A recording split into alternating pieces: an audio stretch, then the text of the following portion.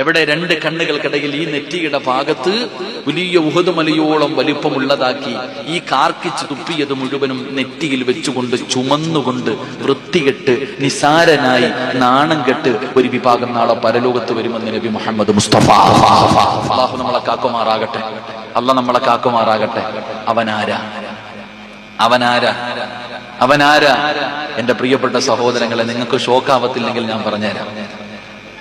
നിങ്ങൾക്ക് ഷോക്കാകത്തില്ലെങ്കിൽ ഞാൻ പറഞ്ഞു തരാം. അവൻ ആരെന്നറിയുമോ?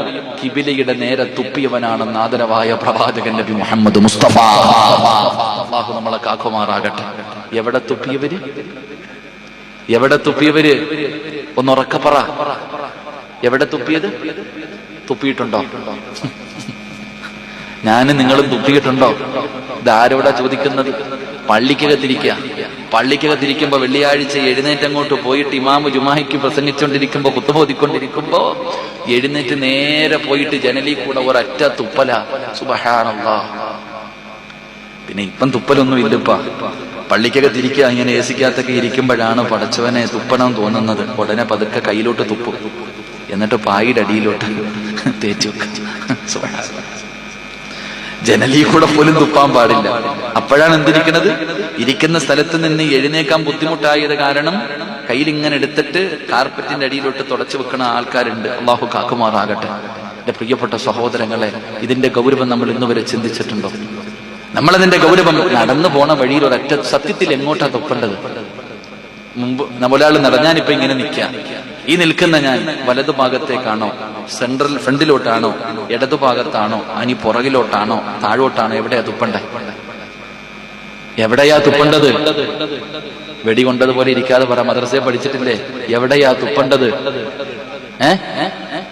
പറ, എവിടെയാ തുപ്പണ്ടത്? ഇടത് സൈഡിൽ. എന്നിട്ട് ഇനി പറ, തുപ്പാറുണ്ടോ? ഇടത് വലത് എവിടെ നോക്കാനാ? ചിലതൊക്കെ കാറിൽ അങ്ങോട്ട് പോകുമ്പോഴത്തേക്ക് ഗ്ലാസ് അങ്ങോട്ട് താറ്റ ഒരൊറ്റ തുപ്പല പഠിച്ചവനെ ബൈക്കാരന്റെ നിലയിൽ. ചിലതൊക്കെ ബസ്സിൽ ഇരുന്നോണ്ട് ഒരൊറ്റ തുപ്പല. ബാക്കിരിക്കുന്നവര് മുഴുവനും മുഖം തുടയ്ക്കാം. ഈ മുറുക്കണ ആൾക്കാരുണ്ടല്ലോ, അല്ലാഹു കാക്കുമാറാകട്ടെ. അവന്റെ അവസ്ഥ ഉണ്ടാവും. മുറുക്കാൻ എന്താ പറയാ അവിടെ?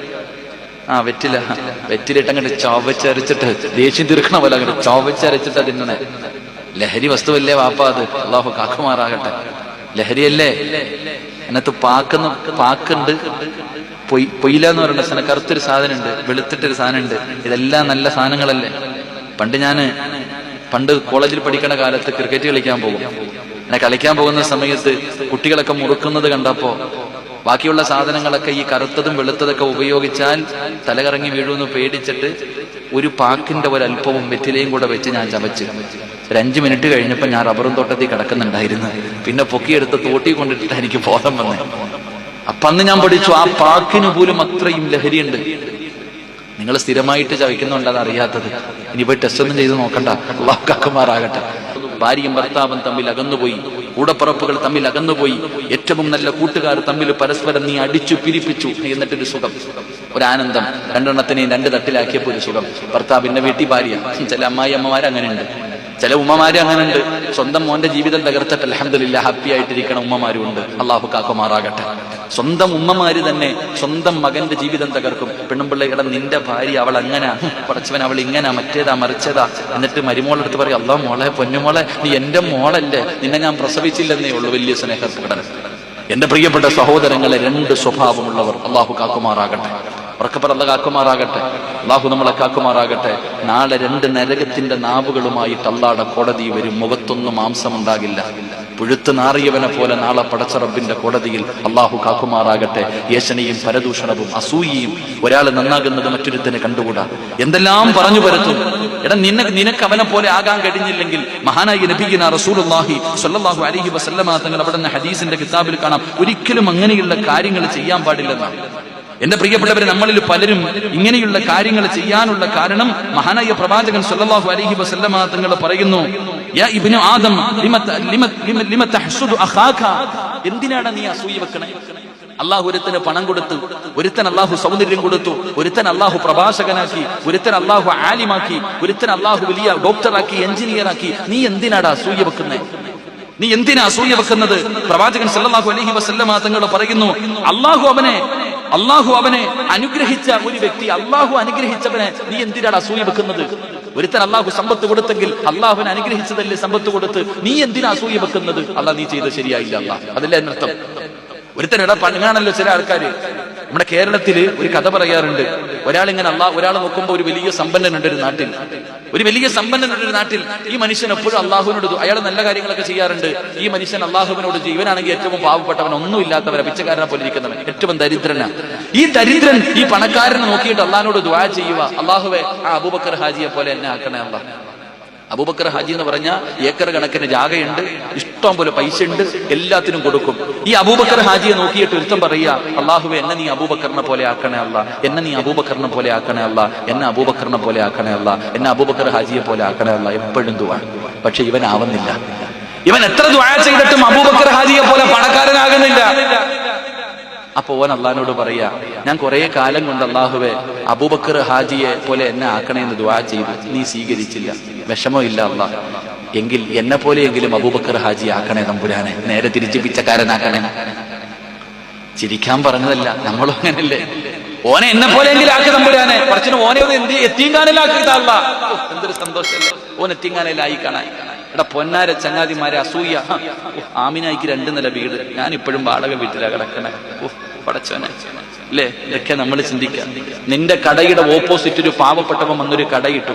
നിങ്ങൾ ഇങ്ങോട്ട് നോക്കിയാൽ ഒരൊറ്റ ഒരു ഉദാഹരണം പറയാം. എഴുന്നേറ്റ് എല്ലാവരും ഇൻഷാ അല്ലാഹ് ദുആ ചെയ്യാം. ഇങ്ങോട്ട് എഴുന്നേറ്റ് ഫ്രണ്ടിൽ കയറിക്കോ, പൊടി ഇളക്കരുത്. ആ കസേര എടുത്തുണ്ട്, ഇത് അഴിക്കാൻ പറ്റുമോ? ഇല്ല, ഇങ്ങോട്ട് കയറിക്കോ ഇൻഷാ അല്ലാഹ്. അഴിക്കണ്ട, ഒന്ന് കയറിക്കോ ഇൻഷാ അല്ലാഹ്. നമുക്ക് ഒരൊറ്റ ചരിത്രം പറഞ്ഞ് ദുആ ചെയ്യാം. പെട്ടെന്ന് കയറിക്കോ, കസേര എടുത്തോണേ, അവനവന്റെ കസേര എടുത്തോണേ, ഇല്ലെങ്കിൽ നിൽക്കേണ്ടി വരും കുറെ നേരം. ആ വയ്യാത്ത ഉസ്താമാരൊക്കെ കൊണ്ടിരുന്നോ, ഒന്ന് കയറിക്കേ. ഇങ്ങോട്ട് പെണ്ണുങ്ങളെ കൊണ്ടിരുന്നോ ഇൻഷാ അല്ലാഹ്, ഒന്ന് കയറിക്കോ. ഒരൊറ്റ ചരിത്രം പറഞ്ഞുകൊണ്ട് ഒരു നല്ലൊരു അനുഭവം പറയാം ഇൻഷാ അല്ലാഹ്. എന്നിട്ട് അല്ലാഹു സ്വീകരിക്കുമാറാകട്ടെ. സല്ലല്ലാഹു അലാ മുഹമ്മദ് സല്ലല്ലാഹു അലൈഹി വസല്ലം, സല്ലല്ലാഹു അലാ മുഹമ്മദ് സല്ലല്ലാഹു അലൈഹി വസല്ലം. അല്ലാഹുമ്മ സല്ലി അലാ മുഹമ്മദ് യാ റബ്ബി സല്ലി അലൈഹി വസല്ലം. ഖുർആനിലെ ഒരു സൂറത്ത് ഓതിയിട്ട് വേണം ഇന്ന് ഇവിടെ നിന്ന് പിരിയാൻ ഇൻഷാ അല്ലാഹ്. ഒന്ന് കയറിയിരിക്കും. അല്ലാഹു ഈമാൻ തരുമാറാകട്ടെ. ഇങ്ങോട്ട് നോക്കിയേ, നമ്മളിൽ പലരും ചോദിക്കാറുണ്ട്, എന്ത് അല്ലാഹ് ഇവൻ ഇങ്ങനെ വളരണേ? ചില ആൾക്കാർ എന്ത് കച്ചവടം തുടങ്ങിയാലും വിജയിക്കും. എന്നാൽ അതേ കച്ചവടം നടത്തുന്ന എത്ര കച്ചവടക്കാരുണ്ടെങ്കിലും അവർക്ക് പൈസ ഇല്ലെങ്കിലും ഒരുത്തിന് നല്ല കച്ചവടം ഉണ്ടാകും. ചിലപ്പോൾ അവൻ പള്ളിയിലും വരത്തില്ല, നിസ്കരിക്കാറണമെന്നില്ല. ചില ആൾക്കാർക്ക് അല്ലാഹു വലിയ അനുഗ്രഹം കൊടുക്കും. അപ്പൊ ഈ മനുഷ്യൻ വിചാരിക്കും, എന്റെ തഴമ്പ് കണ്ടിട്ട് അല്ലാഹ് തരുന്നതാണ്. ഞാൻ ഏത് ബിസിനസ് തുടങ്ങിയാലും വിജയിക്കുന്നുണ്ട്, എനിക്ക് വലിയ വണ്ടിയായി, എനിക്ക് 2 കടയായി, എനിക്ക് 2 നില വീടായി. ഇതൊക്കെ കാണുമ്പോൾ നമ്മൾ വിചാരിക്കും അള്ളാഹ്ക്ക് എന്നോട് എന്തോ പ്രത്യേക സ്നേഹം കൂടിയിട്ട് തന്നതാണെന്ന്. ഒരിക്കലും അങ്ങനെ കരുതണ്ട. അള്ളാഹു നമുക്ക് ഈമാൻ തരുമാറാകട്ടെ. അള്ളാഹ് ഈമാൻ തരുമാറാകട്ടെ. ഞാൻ പറഞ്ഞു വന്നത്, എന്റെ സഹോദര, നിന്റെ ദീൻ പഠിപ്പിക്കുന്നത് ഇടതുഭാഗത്തേക്ക് തുപ്പണമെന്നാണ്.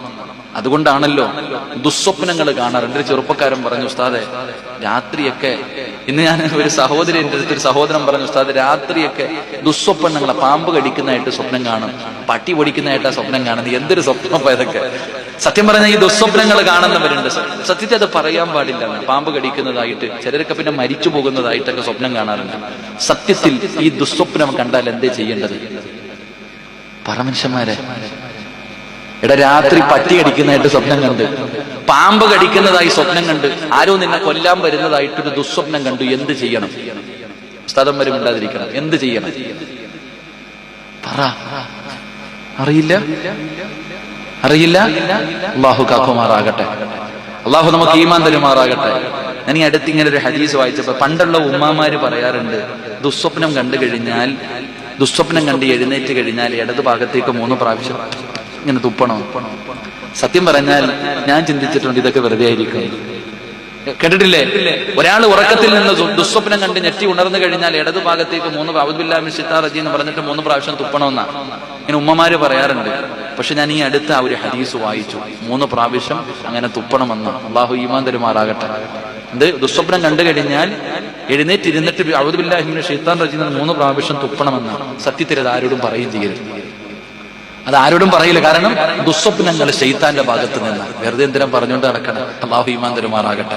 നല്ല സ്വപ്നങ്ങൾ കാണാൻ അല്ലാഹു ഭാഗ്യം തരുമാറാകട്ടെ. അപ്പൊ എന്ത് ചെയ്യണം? ഉറക്കത്തിൽ നിന്ന് ചാടി എഴുന്നേറ്റ് ഇന്ന് രാത്രി അതൊക്കെ കഴിഞ്ഞ് വീട്ടിൽ പോയി കിടന്നു, പടച്ചവനെ പട്ടി കടിക്കുന്നതായിട്ട് സ്വപ്നം കണ്ടു, ചാടി അങ്ങോട്ട് എഴുന്നേറ്റിട്ട് ഇടത് ഭാഗത്ത് ഭാര്യ കിടപ്പുണ്ട്, 3 തുപ്പൽ അവളുടെ മുഖത്തേക്ക്. തുപ്പണമെന്ന് പറഞ്ഞാൽ വല്ലാത്ത തുപ്പൽ പറഞ്ഞാൽ കിട്ടിയിരിക്കുന്ന അവസരം ഒരൊറ്റ തുപ്പും പെണ്ണുമ്പിള്ള എഴുന്നേറ്റ് നിങ്ങളുടെ ഒരൊറ്റ ചവിട്ട് താഴെ വീഴും. അങ്ങനെ തുപ്പണമെന്നല്ല. തുപ്പലെന്ന് പറഞ്ഞാൽ അങ്ങനെ അങ്ങ് തുപ്പണമെന്നല്ല. അപ്പൊ ഞാൻ പറഞ്ഞു വന്നത്, എന്റെ പ്രിയപ്പെട്ട സഹോദരങ്ങളെ, ഒരിക്കലും കിബിലിയുടെ നേരെ തുപ്പാൻ പാടില്ല. അള്ളാഹു നമുക്ക് പുറത്തിരുമാറാകട്ടെ. ചിരിക്കാൻ പറഞ്ഞതല്ല, അത് വളരെ ഗൗരവം. എന്നാൽ നമ്മളത് ഗൗരവമായി കാണാറില്ല. അത് വളരെ നിസ്സാരമായിട്ട് നമ്മൾ തള്ളിക്കളയും. പക്ഷെ അതിലൂടെ നമുക്കുണ്ടാകുന്ന നാശം, നാളെ ഈ കിബിലയുടെ നേരെ തുപ്പിയ തുപ്പലുകൾ മുഴുവനും നിന്റെ മുഖത്ത് വലിച്ചു വെച്ചുകൊണ്ട് നാളെ നാണം കെട്ടി നാറിയവനെ പോലെ പരലോകത്ത് വരേണ്ടി വരും. അള്ളാഹു കാക്കുമാറാകട്ടെ, അള്ളാഹു കാക്കുമാറാകട്ടെ. അതുകൊണ്ട് ഇനിയെങ്കിലും തുപ്പുന്ന സമയത്ത് ഇടതുഭാഗത്തേക്ക് തുപ്പാൻ പരിശ്രമിക്കുക. കിബിലയുടെ നേരെ തുപ്പുക തന്നെ ചെയ്യരുത്. അള്ളാഹു ഭാഗ്യം തരുമാറാകട്ടെ. ഇൻഷാ അല്ലാഹ് ചെയ്തൂടെ? ഒരു ഇൻഷാ അല്ലാഹ് പറ, ഇൻഷാ അല്ലാഹ് പറ.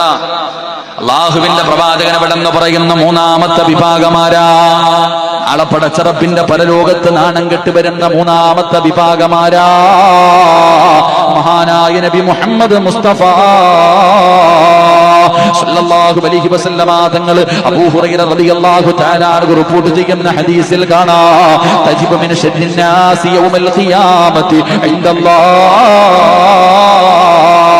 നാളെ പടച്ചറപ്പിന്റെ പരലോകത്ത് ജനങ്ങളിൽ വെച്ച് ഏറ്റവും നാണം കെട്ടവനായ രീതിയിൽ നാളെ പടച്ചറപ്പിന്റെ പരലോകത്ത് കിടന്ന മൂന്നാമത്തെ വിഭാഗമാരാ? റസൂലുള്ളാഹി പറയുന്നു, സഹാബാ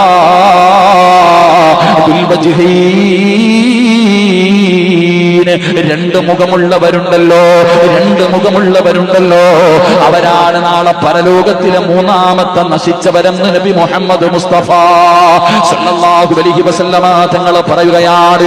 എങ്ങനെയാണ് വരുന്നതെന്നറിയുമോ? ഉമർ റളിയല്ലാഹു തആല അൻഹു റിപ്പോർട്ട് ചെയ്യുന്ന ഹദീസിൽ കാണാം, മൻ കാന ലഹു വജ്ഹാനി ഫിദ്ദുനിയാ കാന ലഹു യൗമൽ ഖിയാമത്തി ലിസാനാനി മിനന്നാർ.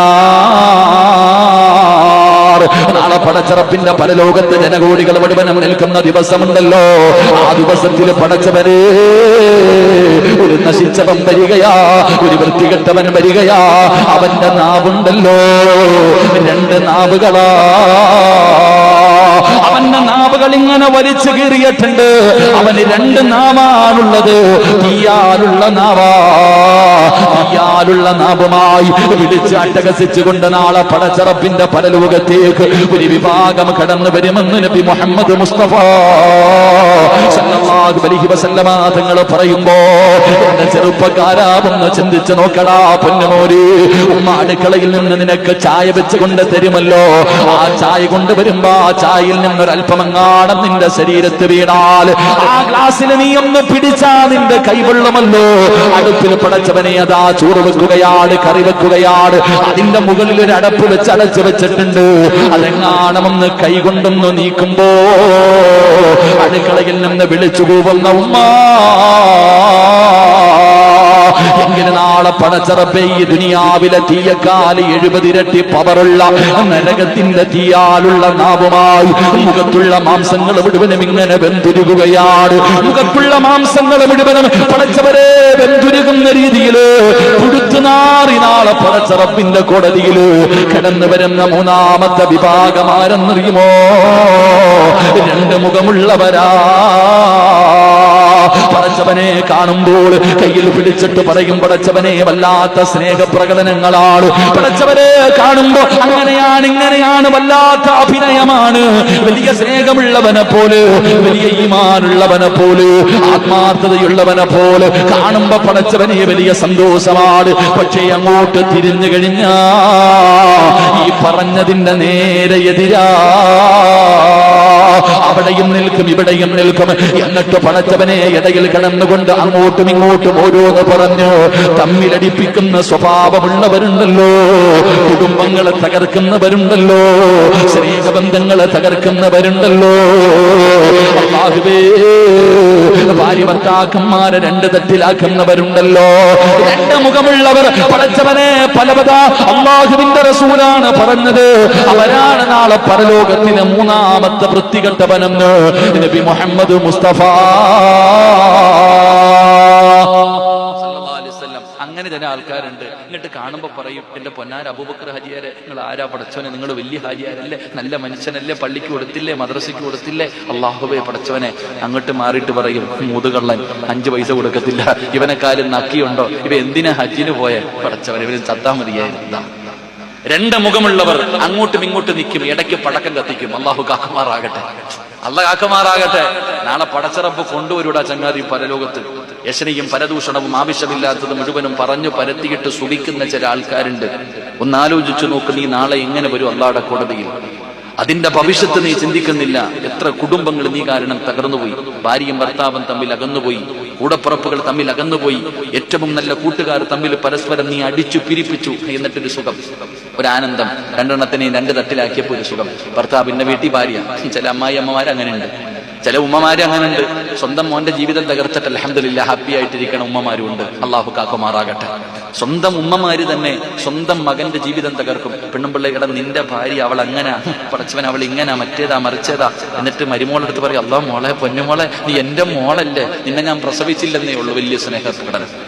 എന്റെ പ്രിയപ്പെട്ട സഹോദരങ്ങളെ, 2 സ്വഭാവമുള്ളവർ അള്ളാഹു കാക്കുമാറാകട്ടെ. ഉറക്കപ്പറ അള്ളാഹ് കാക്കുമാറാകട്ടെ. അള്ളാഹു നമ്മളെ കാക്കുമാറാകട്ടെ. നാളെ 2 നരകത്തിന്റെ നാവുകളുമായിട്ട് അള്ളാഹുടെ കോടതി വരും. മുഖത്തൊന്നും മാംസമുണ്ടാകില്ല. പുഴുത്ത് നാറിയവനെ പോലെ നാളെ പടച്ചറബിന്റെ കോടതിയിൽ അള്ളാഹു കാക്കുമാറാകട്ടെ. യേശനയും പരദൂഷണവും അസൂയയും, ഒരാൾ നന്നാകുന്നത് മറ്റൊരുത്തനെ കണ്ടുകൂടാ, എന്തെല്ലാം പറഞ്ഞു പരത്തും. എടാ, നിനക്ക് അവനെ പോലെ ആകാൻ കഴിഞ്ഞില്ലെങ്കിൽ, മഹാനായ നബിയുനാ റസൂലുള്ളാഹി സ്വല്ലല്ലാഹു അലൈഹി വസല്ലമ തങ്ങൾ അവിടെ ഹദീസിന്റെ കിതാബിൽ കാണാം, ഒരിക്കലും അങ്ങനെയുള്ള കാര്യങ്ങൾ ചെയ്യാൻ പാടില്ലെന്നാണ്.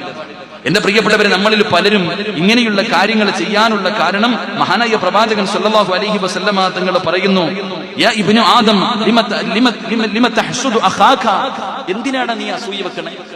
അള്ളാഹു ഒരുത്തന് പണം കൊടുത്തു, ഒരുത്തൻ അള്ളാഹു സൗന്ദര്യം കൊടുത്തു, ഒരുത്തൻ അള്ളാഹു പ്രഭാഷകനാക്കി, ഒരുത്തൻ അള്ളാഹു ആലിമാക്കി, ഒരുത്തൻ അള്ളാഹു വലിയ ഡോക്ടറാക്കി, എഞ്ചിനീയറാക്കി. നീ എന്തിനാടാ അസൂയ വെക്കുന്നേ? നീ എന്തിനാ അസൂയ വെക്കുന്നത്? പ്രവാചകൻ സല്ലല്ലാഹു അലൈഹി വസല്ലമ തങ്ങൾ പറയുന്നു, അള്ളാഹു അവനെ അനുഗ്രഹിച്ച ഒരു വ്യക്തി, അള്ളാഹു അനുഗ്രഹിച്ചവനെ നീ എന്തിനാണ് അസൂയ വെക്കുന്നത്? ഒരുത്തൻ അള്ളാഹു സമ്പത്ത് കൊടുത്തെങ്കിൽ അള്ളാഹുവിനെ അനുഗ്രഹിച്ചതല്ലേ സമ്പത്ത് കൊടുത്ത്, നീ എന്തിനാ അസൂയ വെക്കുന്നത്? അള്ളാഹ് നീ ചെയ്ത് ശരിയായില്ല, അള്ളാഹ് അതല്ലേ എന്നർത്ഥം. ഒരുത്തനിട പണങ്ങാണല്ലോ ചില ആൾക്കാര്. നമ്മുടെ കേരളത്തില് ഒരു കഥ പറയാറുണ്ട്. ഒരാൾ നോക്കുമ്പോ ഒരു വലിയ സമ്പന്നനുണ്ട് ഒരു നാട്ടിൽ, ഒരു വലിയ സമ്പന്നനുണ്ട് ഒരു നാട്ടിൽ. ഈ മനുഷ്യൻ എപ്പോഴും അള്ളാഹുവിനോട്, അയാൾ നല്ല കാര്യങ്ങളൊക്കെ ചെയ്യാറുണ്ട്.